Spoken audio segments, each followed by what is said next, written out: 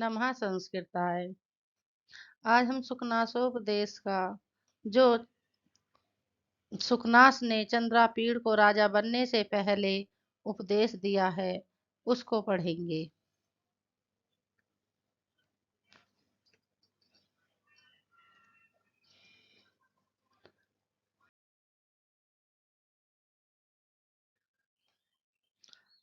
तो चलो कक्षा शुरू करते हैं।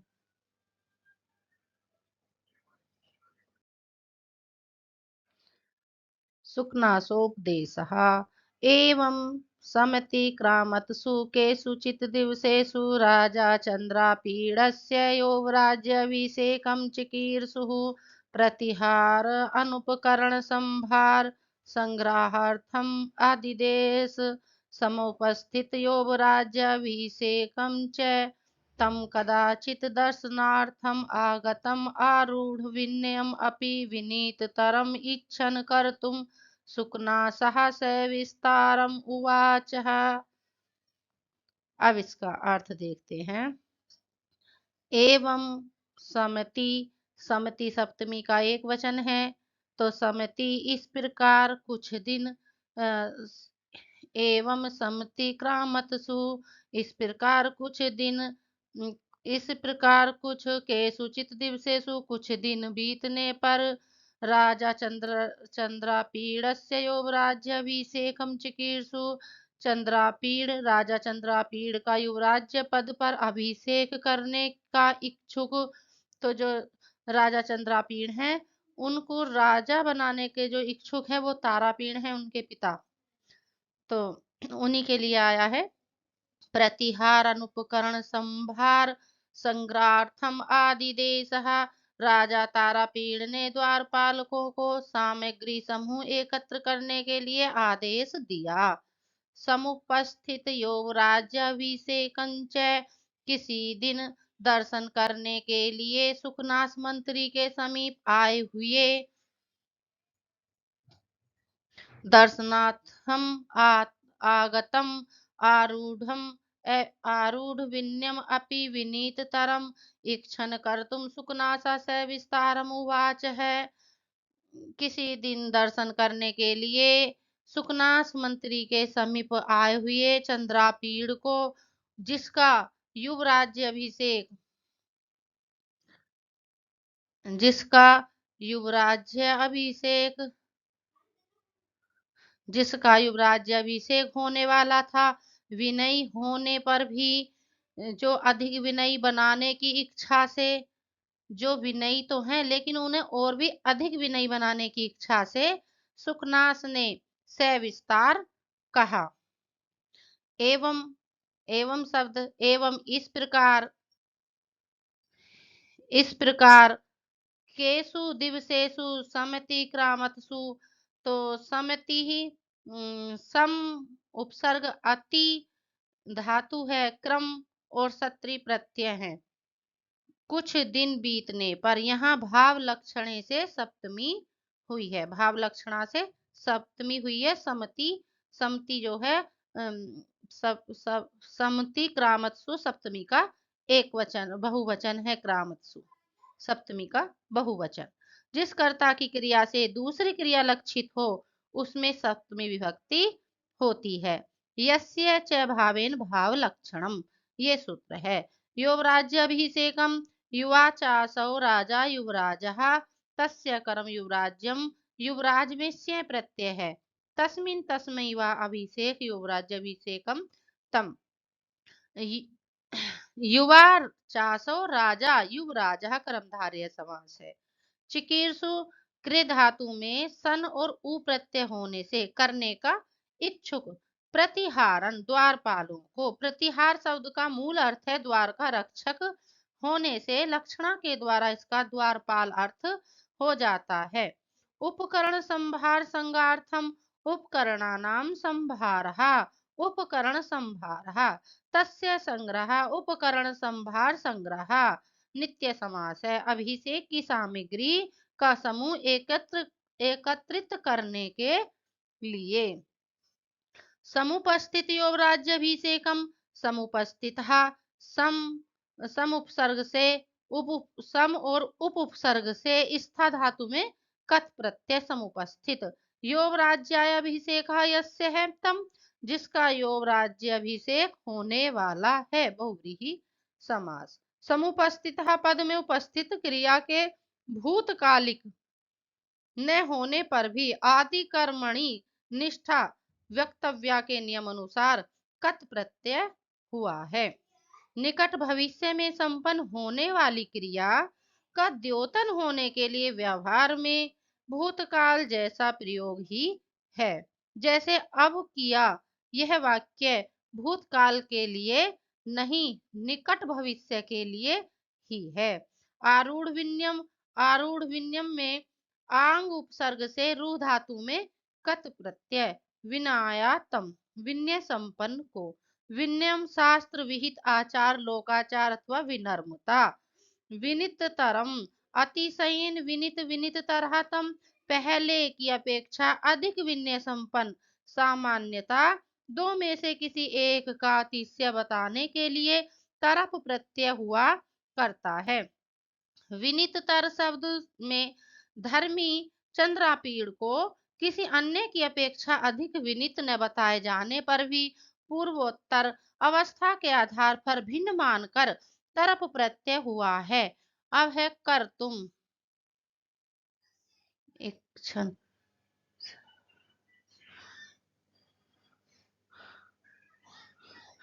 कर तुम क्रियापद है। क्री से तुमुन इक्षण, इससे सत्री प्रत्यय इक्षण, ये है इक्षण। इक्षण इक्षण में सत्री प्रत्यय हुआ है। वह मुख्य उवाच क्रिया के कारण रूप इच्छा अर्थ को बताने वाली इस धातु से लक्षण हेतु क्रियाया इस विशेष नियम के अनुसार हुआ है। इच्छा करता हुआ इस अर्थ में नहीं, क्योंकि इच्छा रूप कारण पहले तथा वचन रूप कार्य बाद में हुआ है। जबकि सामान्य रूप से सत्री प्रत्यांत तथा पूर्वकालिक क्रियाएं एक साथ ही होनी चाहिए। सविस्तारम, ना देखिए ये है सविस्तारम। सविस्तारम विस्तारेण सह, विस्तार सहित। संस्कृत भाषा में वाणी के फैलाव को बताने के लिए विस्तर शब्द का प्रयोग होता है, जबकि वस्त्र के फैलाव के लिए विस्तार शब्द प्रचलित है। आज हिंदी में दोनों अर्थों में विस्तार चल रहा है। अब अगला आगे देखिए, इससे आगे क्या कहते हैं सुकनास। सुकनास ने कहना शुरू किया है तात। तात शब्द पिता के लिए भी और प्रिय मित्र के लिए भी संबोधन होता है। तात पूज्य अर्थ में भी होता है। तात के कई रूप से प्रयोग किए जा सकते हैं। तात चंद्रापीड़ विदित वेदितव्य अस्य अधीत सर्वशास्त्रस्य न अल्पम अपि उपदेष्टव्यम अस्ति। प्रिय चंद्रापीड़ विदित वेदित विदित वेदित वेदितव्यस्य अधीत सर्वशास्त्रस्य, तुमने जानने योग्य सब कुछ जान लिया है, सब शास्त्र पढ़ लिए हैं। ते माने तुमने, तुम षष्ठी का एक वचन है ते। न अल्पम अपि उपदेष्टव्यम अस्ति, अतः तुम्हारे लिए तनिक भी उपदेश देने योग्य विषय नहीं है।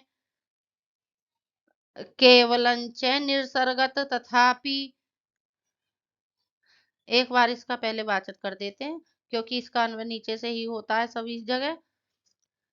केवलंच निसर्गत इव अनुभेद्यम रत्नालोकम अच्छेद्यम प्रदीप प्रभापनेयम अति गहनम तमो यौवन प्रभवम। तो यहाँ से यौवन प्रभवम को कैसे कैसे इन्होंने बताया है उसका करा है इन्होंने। केवलम च तथापि यौवनम प्रभवम, यौवन से उत्पन्न यौवन रूपी अंधकार को अभेद्यम रत्नालोक अच्छेद्यम प्रदीप प्रभापनेयम अति गहनम तमो, यौवन से उत्पन्न अंधकार स्वभाव से ही अत्यंत सघन वाला होता है, जो न सूर्य से भेदा जा सकता है, जो न सूर्य से भेदा जा सकता है। अभेद्यम रत्नम अछेद्यम प्रदीप प्रभापनेयम। न मणियों की क्रांति से नष्ट किया जा सकता है और न ही दीपकों के प्रकाश से दूर किया जा सकता है। अपरिणामो समो दारुणो लक्ष्मी मदहा। अब लक्ष्मी मद से बता रहे हैं कि धन से उत्पन्न नशा ऐसा तीक्ष्ण होता है जो अंतिम अवस्था में भी शांत नहीं होता। कष्टम कष्टम अंजनवर्ती साध्यम। अपरमेश्वर्य तिमिर अंधत्वम। ऐश्वर्य रूपी तिमिर रोग से उत्पन्न अंधापन दूसरे प्रकार का होता है जो कष्टदायक तथा सुरमे की सलाई से भी ठीक नहीं किया जा सकता। ऐसी शिरोपचार हार्यो अति तीव्रो दर्प दहा ज्वर ऊष्मा। अभिमान रूपी दाहक ज्वर की गर्मी अत्यंत तीक्ष्ण होती है जो शीतल उपचारों से भी दूर नहीं की जा सकती। सततम मूल मंत्र गम्य हो। विषय रूपी विष के सेवन से उत्पन्न मूर्छा ऐसी विकट होती है जिसे विषय विषा स्वाद मोहा। विषय रूपी विष के सेवन से उत्पन्न मूर्छा ऐसी विकट होती है जिसे निरंतर जड़ी बूटी व मंत्रों के प्रयोग से नहीं हटाया जा सकता। नित्यम स्नान सोच बोध्यो बलवान रागम अवापलेप। नित्यम स्नान सोच बोध्यो बलवान राग मलावलेपहा। आसक्ति मल का लेप ऐसा प्रबल होता जिसे नित्य स्नान व शुद्धि से भी नष्ट नहीं किया जा सकता। अजस्रमक्ष अवसान प्रबोधा घोरा च राज्य सुख सन्निपात निद्रा भवतीति विस्तारेण अभिधीयसे। राज्य सुख संयोग रूपी निद्रा ऐसी गहरी होती है जिससे कभी रात्रि की समाप्ति पर भी जागरण नहीं होता। इसीलिए तुमसे विस्तार से कह रहा हूं।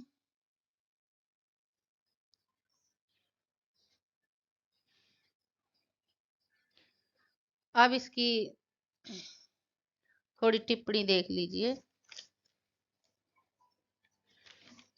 तात प्रिय पूज्य पितरहि पिते वा तात शब्द स्मृतो बुद्धे इत्यादि प्रमाणों के आधार पर तात शब्द का प्रयोग पहले पूजनीय व्यक्ति पिता और पुत्र के लिए होता था, किंतु आज इसका अर्थ विस्तार होकर सभी छोटे बड़े प्रियजनों के लिए प्रयोग होने लगा है। अस विचार जिस जागहू ताता अस विचार जिय जागहू ताता में राम ने अनुज लक्ष्मण के लिए तात शब्द का प्रयोग किया है। तात का ही विस्तृत रूप ताऊ या चाचा पितृतुल्यों के लिए प्रयुक्त होता है। विदित वेदित वैस्य विदितम विद धातु से कत वेदितव्यम। विद से तव्यत येन तस्य जिसने जानने योग्य सब कुछ जान लिया है। विदितम विदकत विदितम बना। वेदितव्यम विदतव्यत वेदितव्यम। वेदितव्य जानने योग्य। अधीत सर्वशास्त्रस्य अधीतानि अधि इंग कत सर्वाणि शास्त्राणि येन तस्य जिसने सब शास्त्र पढ़ लिए हैं। ते तुम्हें युष्मद शब्द के षष्ठी के एक वचन तब के स्थान पर ते का प्रयोग भी चलता है। वैकल्पिक रूप है। यहाँ चतुर्थी विभक्ति के अर्थ में षष्ठी का प्रयोग होता है। उपदेष्टव्यम उपसर्ग से दिस धातु तव्यत प्रत्यय उपदेश योग्य विषय। केवलंच फिर भी सामान्यतः च शब्द का प्रयोग किन्हीं दो को जोड़ने के लिए होता है, किंतु कभी कभी विरोध या भिन्नता प्रकट करने के लिए यह प्रयुक्त होता है। जैसे शांतम इदम आश्रम पदम स्फुरति च बाहु। यह आश्रम स्थल शांत है फिर भी भुजा फड़क रही है। शकुंतला नाटक की इस पंक्ति में आश्रम की शांतता तथा भुज स्फुरण में विरोध या विभेद प्रदर्शन के लिए च प्रयुक्त हुआ है। ऐसे स्थलों पर च का अर्थ फिर भी या तथापि होता है। बता रहे हैं यहाँ पे कि ये च का प्रयोग अभिज्ञान शाकुंतलम में भी आया है और यहाँ च का अर्थ फिर भी या तथापि भी होता है। निसर्गतः स्वभाव से, निसर्ग का अर्थ सृष्टि सृष्टि और सृष्टि का मूल कारण प्रकृति है। अतः लक्षणा से निसर्ग शब्द का अर्थ प्रकृति या स्वभाव हो गया है। भानुभेद्यम न भानुना भेद्यम, भिद धातु से ण्यत, जो सूर्य से न भेदा जा सके। रत्नालोको छेद्यम न रत्नानाम आलोके न छेद्यम, उत उपसर्ग से छिद धातु में ण्यत प्रत्यय, जो मणियों की कांति से नष्ट न किया जा सके।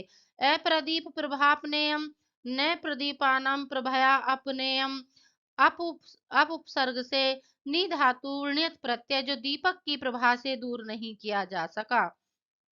यौवन प्रभवम यौवनम प्रभा, यस्य तत यौवन, जिसकी उत्पत्ति स्थान है। परिणामो उपसमः न परिणामो उपसमः, यस्य सह, अंतिम अवस्था में भी जिसकी शांति नहीं होती। हर नशे का कुछ निश्चित समय होता है। समय जब अंतिम क्षणों के रूप में होता है तो नशा उतर जाता है, किंतु लक्ष्मी का जो नशा है मरते दम तक भी नहीं उतरता। लक्ष्मी मदहा लक्ष्म्या मदहा, धन का नशा। कष्टम कष्टदायक, अंजनवर्ती साध्यम न अंजनस्य वार्ता साध्यम, सिद्ध धातु से णिच प्रत्यय और यत प्रत्यय लगकर साध्यम बना, जो सुरमे की बत्ती से साध्य नहीं। ऐश्वर्य तिमिर अंधत्वम, ऐश्वर्य ईश्वर धनश्य एवं तिमिर तिमिर तेन अंधत्वम, ऐश्वर्य रूपी तिमिर रोग से होने वाला अंध अंधापन। तिमिर नामक नेत्र रोग से जो अंधकार आंखों के आगे आता है उसे बिल्ली की चर्बी आदि से सुरमे की बत्ती से दूर किया जा सकता है, किंतु ऐश्वर्य से उत्पन्न विवेकहीनता रूपी अंधकार को कोई नहीं दबा सकता। शिशिरोपचार हार्य न शिशिर उपचार हार्य, ह्री धातु से णित प्रत्याहार्य, जो शीतल उपायों से भी दूर नहीं हो सके। दर्प दहा ज्वर ऊष्मा, दर्प इव दहा ज्वर तस्य ऊष्मा, अभिमान रूपी तेज बुखार की गर्मी। सततम निरंतर, मूल मंत्र गम्य न मूलई मंत्रई च गम्य, गम धन यत गम्य, जो जड़ी बूटियों और मंत्रों से भी नहीं हटाया जा सके। विषय विषहा स्वाद मोहा, विषय इव विषम, विषय विषय विषम तथा तस्य आस्वादेन मोहा, विषय रूपी विष के उपभोग से उत्पन्न मूर्छा। स्नान सोच वध्य न स्नान सोचेन च वध्य, न तत्पुरुष और सोचेन न वध्य, न वध्य वध धातु से णित प्रत्यय, जो स्नान व शुद्धि के द्वारा भी दूर नहीं किया जा सकता। रागम राग मलावलेप, राग एवं मलम तस्यावलेपः, कर्मधारय समास, विषय शक्ति रूपी मल का लेप। अजस्रम न जैस्रम, जस से रे प्रत्यय, अजस्रम निरंतर सदा। अच्छ अच्छ पावसान प्रबोधा न छपाया अवसाने प्रबोधा, यस्य सह, बहुव्रीहि बहुव्रीहि समास, रात बीतने पर भी जिसमें जागरण नहीं होता। घोरा गहन गहरी, राज्य सुख सन्निपात निद्रा, कर्मधारय समास है सुख सन्निपात निद्रा में। राज्यस्य सुख्यानाम सन्निपातः, सन्निपात में सम नी पत घै, पत धातु सम और नी उपसर्ग और घै धातु उपसर्ग, सॉरी, सम और नी उपसर्ग के साथ पत धातु में घै प्रत्यय। राज्य सुख सन्निपातः सह इव निद्रा, राज्य के सुखों की संयोग रूपी निद्रा। सन्निपातः संयोग एकत्र होना। इति इसीलिए, संस्कृत में इति शब्द का प्रयोग समाप्ति अर्थ में तो पाया ही जाता है, हेतु प्रकार आदि अर्थ भी कोशों में मिलते हैं। इति शब्द स्मृत्यो हेतु प्रकार आदि समाप्तिषु हलायुद्ध कोश में मिलता है। विस्तरेण विस्तार से, विस्तार पूर्वक, प्रकृति आदि शब्दों में तृतीय विभक्ति ही होती है, इसलिए यहाँ तृतीया हुई है। प्रकृति आदिभ्या उपसंख्यानम वार्तिक से। अविधीय से अभी उपसर्ग से धा धातु कर्म वाच्य लट लकार मध्यम पुरुष एक वचन में बनेगा। अविधीय से तुमसे कहा जा रहा है।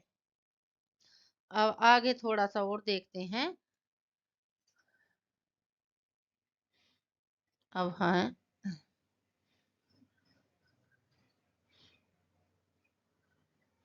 यहाँ आ गए हैं। गर्भेश्वरत्वम, गर्भेश्वरत्वम यौवन अभिनव यौवनत्वम अप्रतिरूपत्वम मानुष शक्तित्वम च इति मह्यताम खलु अनर्थ परंपराम सर्वा अविन्यानामम एकम एकम अपि येषाम आयतनम किम उत समवायः।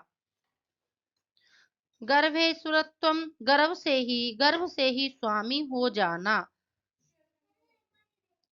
गर्भ से ही स्वामी हो जाना। अभिनव यौवनत्वम नव यौवन का होना। अप्रतिरूपत्वम अनुरूप सौंदर्य का होना। अमानुष शक्तित्वम अलौकिक सामर्थ्य का होना।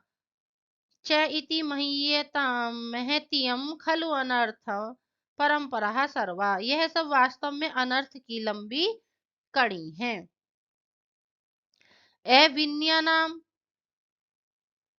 अविन्यानाम एकम एकम अपि येषाम आयतनम किमु उत समवायः।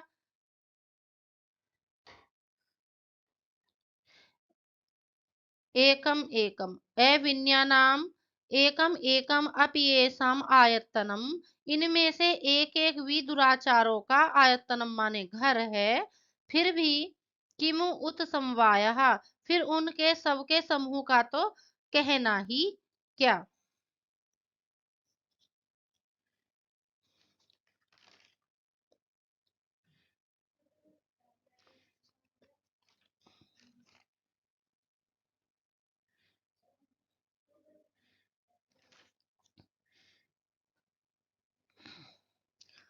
यौवन प्रभवम लक्ष्मी मद ऐश्वर्य तिमिर अंधत्वम और दर्प दहा ज्वर,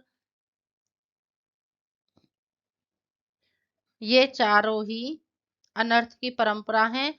और ये चारों ही पूछे जाते हैं कि क्वेश्चन यहाँ से बनता है कि क्या नहीं है और क्या है, ये पूछा जाता है। दोनों तरह से क्वेश्चन पूछता है कि कौन सा है कौन सा नहीं है।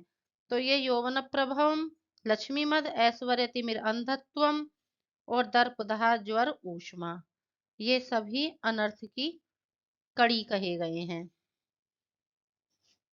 अब इससे आगे फिर करेंगे।